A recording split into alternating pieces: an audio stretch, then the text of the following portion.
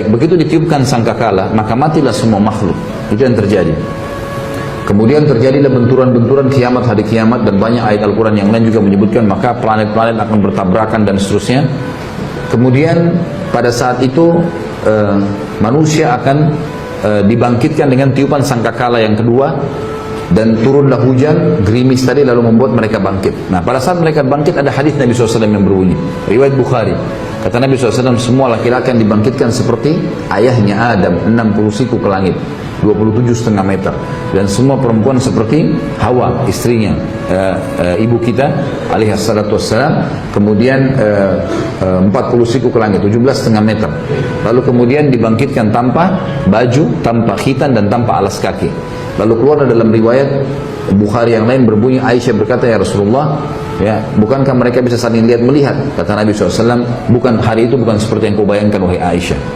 Dibangkitkanlah mereka. Lalu ada riwayat lain menjelaskan, kata Nabi SAW, riwayat Imam Ahmad, bahwasanya akan setiap Nabi akan berdiri dan diikuti oleh umatnya di belakang. Setiap Nabi akan berdiri dan diikuti oleh umatnya di belakang, gitu kan?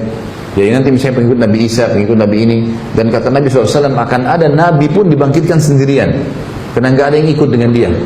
Kan dalam sebuah riwayat yang sahih, riwayat Hakim, berbunyi kata Nabi SAW, waktu ditanya tentang jumlah para Nabi, beliau mengatakan jumlah Nabi 120.000, diantaranya 313 Rasul. Yang diceritakan kepada kita berapa? 25 Nabi dan Rasul. Jadi masih banyak. Dari Rasul saja yang 313, kita cuma dapat 25, itu pun masih ada Nabi diantaranya, bukan semua Rasul. Ini jumlahnya 120.000, jadi masih banyak kita belum tahu kisahnya. Nah, sudah kita jelaskan di pasal masalah iman kepada para Nabi dan Rasul. Baik, mereka akan dibangkitkan di belakang Nabi-Nabi mereka. Kemudian para Nabi-Nabi diberikan naungan oleh Allah Subhanahu Wa Taala. Lalu manusia akan tenggelam sesuai dengan kadar keringatnya masing-masing. Baik. Setelah itu teman-teman sekalian, semua manusia akan tenggelam sesuai dengan kadar keringatnya, dan di buku itu nanti akan panjang lebar dari dalilnya semua. Riwayat-riwayatnya, hadisnya lebih panjang daripada apa yang kita bahas sekarang. Kemudian pada saat itu manusia karena jenuh, maka ada di antara mereka yang datang kepada Adam alaihissalam, dan mereka mengatakan, wahai Adam, engkau ayah kami, engkau manusia pertama diciptakan. Lalu dipuji-pujilah Adam alaihissalam. Lalu mereka mengatakan, mintalah kepada Allah agar Allah datang mengadili kami. Karena Allah waktu itu lagi marah, murka, sebagaimana akan disebutkan nanti, kan? Kata, datanglah agar Allah datang menghakimi kami ke surga atau ke neraka. Karena jenuhnya manusia pada saat itu, maka mereka berharap ke neraka pun dia, padahal neraka mereka belum tahu lebih pedih daripada itu. Maka Adam AS berkata, saya tidak mampu, saya tidak bisa. Karena hari ini Tuhanku murka, belum pernah murka sebelumnya. Dari dosa-dosanya, banyaknya dosa-dosa yang terjadi, gitu kan? Maka saya tidak bisa memberikan apa-apa, nafsi diriku sendiri, pergilah kepada Idris, Nabi yang kedua. Datang kepada Idris mengatakan juga sama, nafsi saya nggak bisa. Pergilah kepada Hud, kepada Saleh, kepada Syuaib, dan seterusnya, sampai tiba kepada Isa alaihissalam. Dan hampir semua Nabi ini menyebutkan kesalahan yang pernah terjadi. Lalu mereka mengatakan, saya tidak berani, cobalah ke fulan, sampai akhirnya tiba ke Isa alaihissalam. Dan kata Nabi SAW, Isa tidak menyebutkan kesalahannya alaihissalam.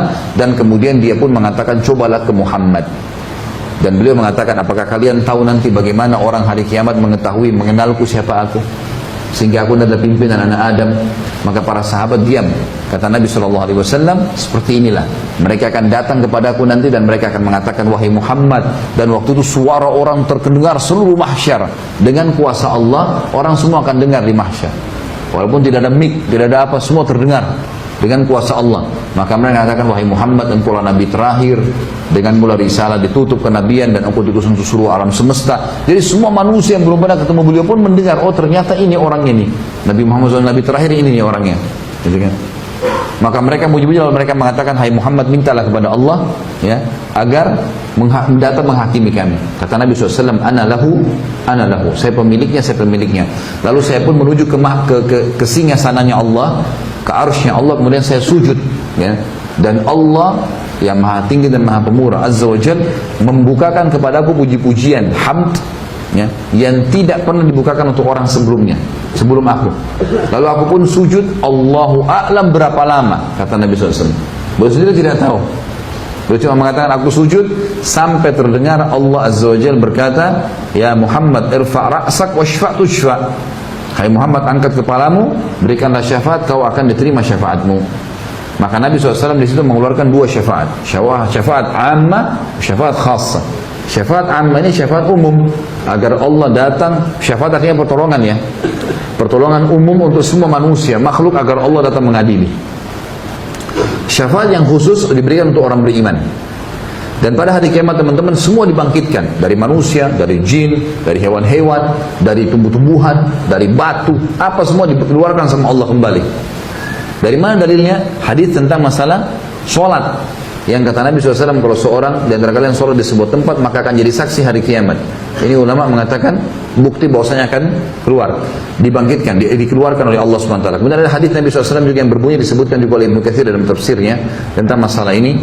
Nanti Allah SWT akan membangkitkan hewan-hewan, dan Allah akan menghakimi dua domba yang saling tanduk. Kenapa yang satu menanduk yang lainnya? Dengan kemahaadilannya gitu kan. Tapi tentu teman-teman tidak usah ditanya hewan-hewan nanti kemana, Allahu a'lam, nggak ada dalilnya.